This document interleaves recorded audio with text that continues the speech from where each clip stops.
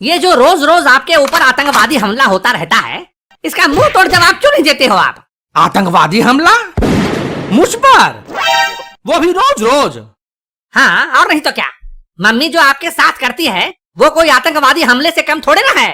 अरे बेटा क्या बताऊं, लंबी कहानी है। अरे पापा, जितनी भी लंबी कहानी है आज सुना डालो, मैं सुनूंगा। पहले तो वो प्यार प्यार से लड़ती थी। आहा, फिर तो ये बहुत मजा वाली बात होगी।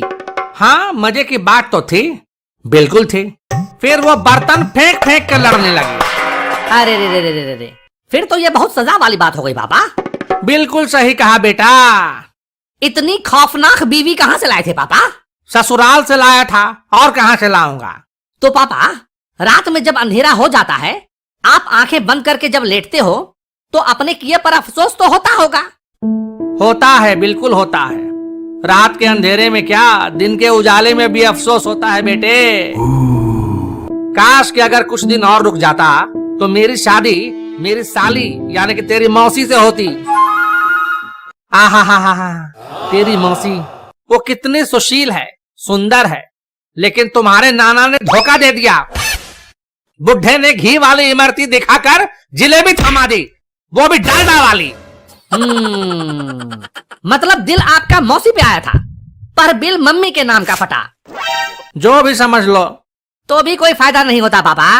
मम्मी के आतंकवादी हमले से आप फिर भी नहीं बच पाते हैं? वो कैसे भला? वो मैंने कल ही मम्मी को मौसी से फोन पर बात करते हुए सुना था। क्या सुना था?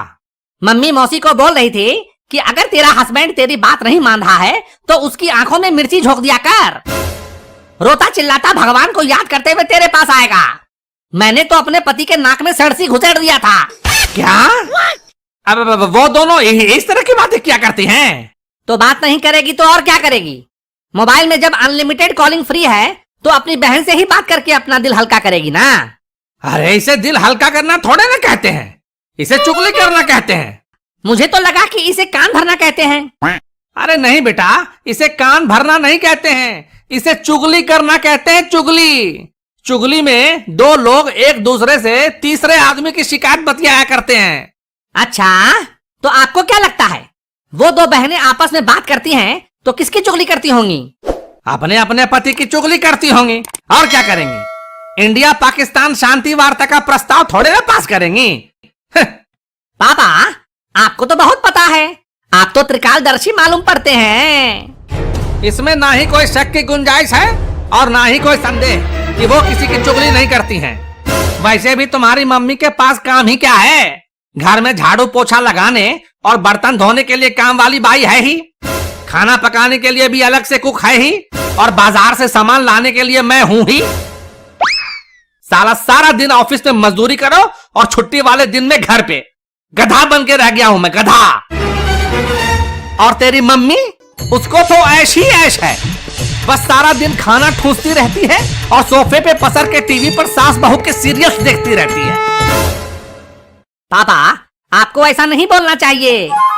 अरे बोलने दे, आज दिल की भड़ास निकलने दे। तुझे क्या पता, तू तो स्कूल चला जाता है। इधर जब कभी घर में काम वाली बाई नहीं आती, छुट्टी कर लेती है, तो तेरी माँ मुझसे ही घर का सारा काम करवाती है। साला शादी से पहले शेर था मैं, शेर। अब कुत्ता बन के रह गया हूँ, कुत्ता कुत्ता कुत्ता कुत्ता। अरे पापा, आप मुझे कंफ्यूजियाओ मत। आप पहले नक्की करो, आप गधा हो, शेर हो या कुत्ता? क्या? अब मेरा मतलब है कि ये तो अच्छी बात है ना पापा, आपको कोई फर्क नहीं पड़ा। आप पहले भी जानवर थे, अभी भी जानवर हैं। अरे कभी कभी तो जी में आता है कि तेरी मम्मी की चुटिया पकड़कर खूब धुलाई करो उसकी, और उसके बाप का टेटुआ दबा दो, टेटुआ। बुढ़े ने शादी के वक्त कहा था कि मेरी बेटी शर्मीली स्वभाव की है, खूब सुशील है, शांत है, संस्कारी है। झूठा कहीं का, फुलझड़ी के नाम पर आइटम बम थमा गया मुझे। शांत पापा, शांत। दीवारों के भी कान होते हैं, कहीं मम्मी ने सुन लिया तो? कहां से सुनेगी वो चुड़ैल? बगल वाली तेवरायन के यहाँ गई है किट्टी पार्टी खेलने, किट्टी पार्टी। अभी थोड़े ही लौटेगी महारानी। फिर भी पापा, आपको अपनी भावनाओं को दबा के रखना चाहिए। हो सकता है मम्मी चुपचाप आके आपके पीछे खड़ी हो जाए और आपको पता भी ना चले। बक, तुम तो ऐसे कह रहे हो कि तुम्हारी मम्मी जैसे सच में मेरे पीछे खड़ी है।